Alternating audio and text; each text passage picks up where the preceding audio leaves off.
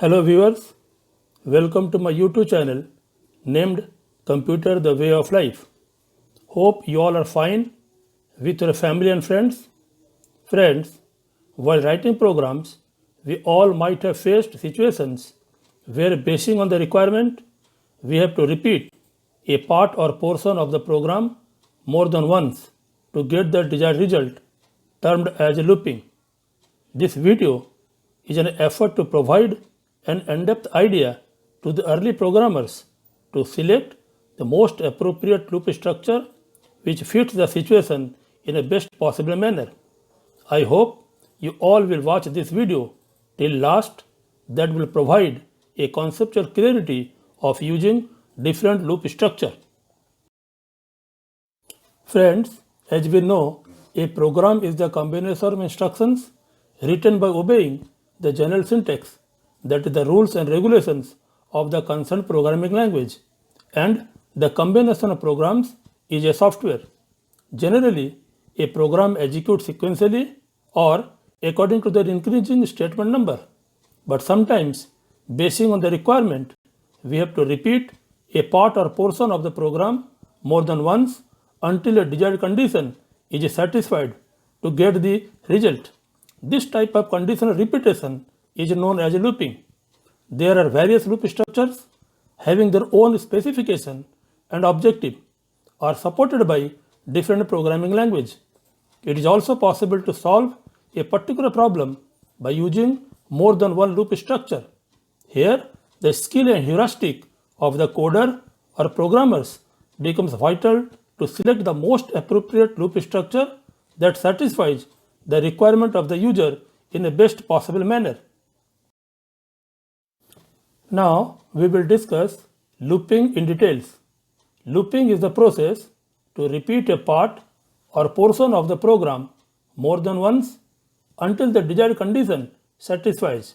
In this, whenever the program encounters the loop structure, it executes the statements written within the specified block and repeats them until the given condition satisfies. This process of repeated verification of the declared condition continues by increasing or decreasing the counter until the desired condition satisfies. In this, once the condition defined is met, control will come out from the desired block and execute the statements written after that and provides the result. Looping is also known as iteration. It is also possible to define a loop within another loop known as nested loop.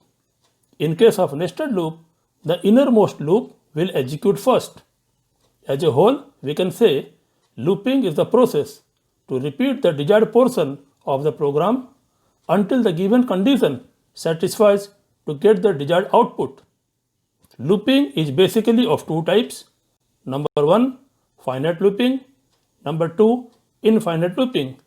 We will discuss one after another in details. First, finite looping. This is the type of looping in which the number of repetition is countable in nature. In a program, to get the answer, if we are using loop structure, it must be finite in nature. Basing on the requirement, we can use different finite loop structures to solve a particular problem. Here, the role of coder or programmer and his understanding of the problem is very important to get the desired output. Commonly used finite loop structures are for loop, while loop, and do while loop. Here I want to emphasize that a problem can be solved by using more than one loop structures, but it is very important to understand which loop structure is the most appropriate one. The term most appropriate is a relative term which refers selecting the loop structure that meets the requirement of the user in a best possible manner with optimal use of the available resources. While explaining different loop structures, I will also try to provide some tips that guide the early programmers to analyze the situation and helps them to take a decision when and where which loop structure will be the best choice. As different languages has different syntax. Hence, to avoid confusion and provide a generic view, I have used the algorithms to brief different loop structures. Under finite loop structure, first we will discuss about for loop. For loop structure is the simplest among all the loop structures. This loop structure is used when the number of repetition is known prior to its execution.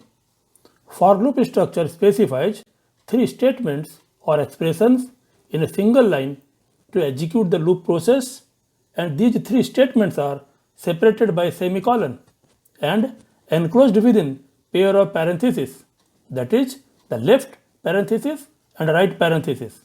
The general syntax of for loop is for within bracket initialization semicolon conditional test semicolon then re-evaluating parameters, followed by the beginning of the loop that will be represented by the left curly brace. Within the block, n number of statements can be defined. Then there will be a right curly brace which represents the closing of the block. Here the first expression is initialization, that is the initial value of the counter. Second expression is conditional test, that is verified each time until the given condition is satisfied. And the third expression is used to give the counter a new value either through increment or decrement operator. The working of for loop can be explained with the diagram drawn adjacent to it. In this, first we have to initialize the counter with a value, then test the given condition. If the given condition is found true, then execute the statement 1 to statement n, and then increase or decrease the counter by 1 and again go back to verify the given condition. This process of verification and execution continues until the specified condition is true. Once the condition becomes false, control will come out from the loop, execute the statements followed after that, and provide the desired results. For better understanding of for loop structure, we have written the algorithm to find the sum of the natural numbers. In the algorithm, step 1 begins the process. Then at step 2, we have to initialize the value of the sum to 0 to avoid any ambiguity. Then at step 3, we have to enter the value of n, that is the value of natural number for which we want to find the sum.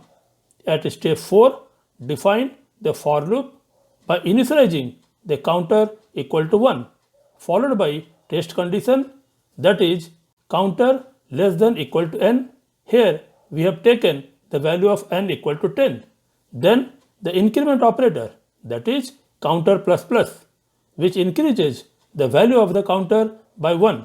Then step 5 will begin the loop process, and at step 6, sum equal to sum plus counter statement execute, which calculates the value of the sum. Here step 6 repeats 10 times by increasing the value of the counter by 1 each time. Once the value of the counter reaches to n equal to 10, the desired condition satisfies, which shifts the control outside the block, and then step 8 will execute and prints the value of the sum calculated as a result. Next finite loop structure is while loop. While loop is used in the situations where the number of repetitions to be performed is not known prior to its calculation. In this, first the test condition is evaluated, and if found true, then only the body of the loop will be evaluated. This process of repetition continues until the test condition becomes false, and then the control will come out from the loop and executes the statements written after that. Here, the body of the loop may have one or more statements. The general syntax of while loop is while within bracket test condition followed by the beginning of the loop, then the body of the loop, and finally the right curly brace, that is the ending of the loop. Here, first we have to test the given condition and if found true, execute the body of the loop until it becomes false. The working of while loop can be explained with the diagram drawn adjacent to it. In this, first we have to verify the given condition and if found true, execute the statements defined within the body of the loop. This process of verification and execution of the body of the loop continues till the specified condition becomes false. Once the condition becomes false, control will come out from the loop structure and execute the statements followed after that to provide the desired answer. Here, to explain while loop, we have written the algorithm to find the sum of the numbers in a list until 0 comes. Here, step 1 starts the process. Then at step 2, we have to initialize the value of the sum to 0 to avoid any confusion. Then at step 3, we have to enter the list of numbers. Here, we have entered 10 numbers as 101, 52, 521, 95, 78, then 0, 100, 231, 123 and 751.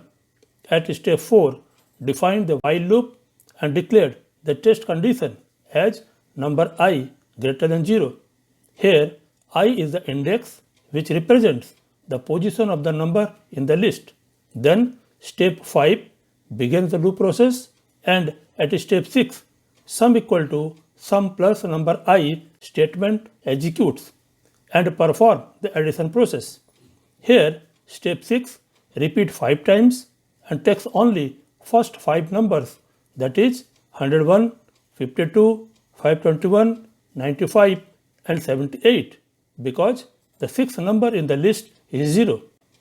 As per the given condition, once the number in the list, that is number I, is 0, the desired condition becomes false and shifts the control outside the block. Then at last, step 8 will execute and prints the value of the sum as output equal to 847 and terminate the process. Next, we will discuss about do-while loop. Do-while loop is also a finite loop structure. In case of while loop, we have observed it is so designed that it may not execute even for the first time if the test condition is not true. Sometimes situations may arise to execute the body of the loop at least once before the test performs. Such a situation can be handled by using do-while loop structure. In other words, we can say do-while loop is preferred when we want to execute the body of the loop at least once.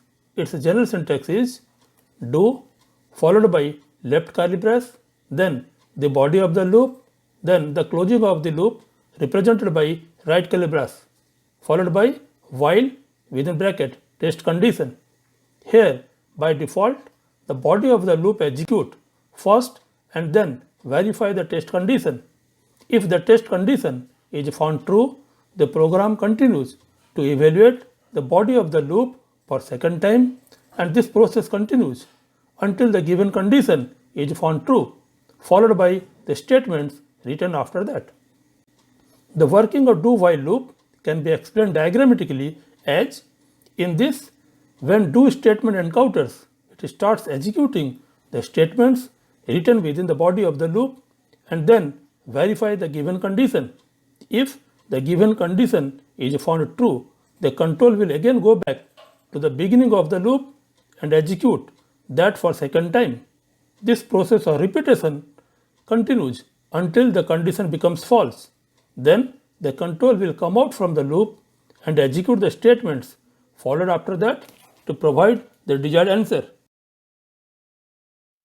Here, for better understanding, we have taken the algorithm to find the sum of the numbers. Here, step 1 starts the process. Then at step 2, we have initialized the value of sum to 0 to avoid any ambiguity. At step 3, enter the maximum value of the number. Here we have taken number equal to 20. Then at step 4, enter any value less than the maximum value. Let we enter the value as 10. Step 5, declare do statement, and then step 6, begin the loop. At step 7, sum equal to sum plus number statement executes and perform the addition process. Then step 8, increment the value of the number by 1. Step 9 is the closing of the body and shift the control again to the beginning of the loop, that is step 6. Here step 10 verify the given condition, that is number less than 20 each time, and if found false, shift the control outside the block, and then step 11 prints the value of the sum as output equal to 145, and finally step 12 terminate the process. Here if we enter any value equal to 20 or more than that, then the output will be the same number. Say the number entered by us is 25, then the value of the output will be 25 only. After finite loop structure, it's the time to discuss about infinite loop. In programming, an infinite loop is a sequence of instructions that will continue endlessly. In infinite loop, the number of repetition is uncountable in nature. That is, the part or portion of the program repeats for infinite times. It may be intentional or unintentional, but if contents in a program repeats continuously until an external intervention occurs. In this, the process never terminates and unable to provide the answer, and if at all required to come out from the loop, we may press Ctrl plus Alt plus a del key simultaneously, or press escape key, or put off the power switch. Intentional use of infinite loop is done to run the product demo continuously or in embedded system. Infinite loop may occur due to mathematical errors, rounding errors, computation of very large numbers, impossible termination condition, infinite recursion, or wrong use of break statement. After having a thorough discussion regarding different loop structures, we can say loop structure plays a vital role in program development process. As we know, a particular problem can be solved by using various loop structures, each having its merits and limitations. Here, the analytical capability, skill, and exposure of the programmer in the concerned programming language is very important. The proper exposure in looping will facilitate the programmers to select the best loop structure which optimizes the use of valuable resources. It is the duty of the programmer to analyze the problem and to select the most appropriate loop structure which meets the requirement of the end user in a best possible manner. With this, I remain. Hope you all have enjoyed it. Thank you for your patient hearing. Also suggest the topic of interest you want to explain me in future.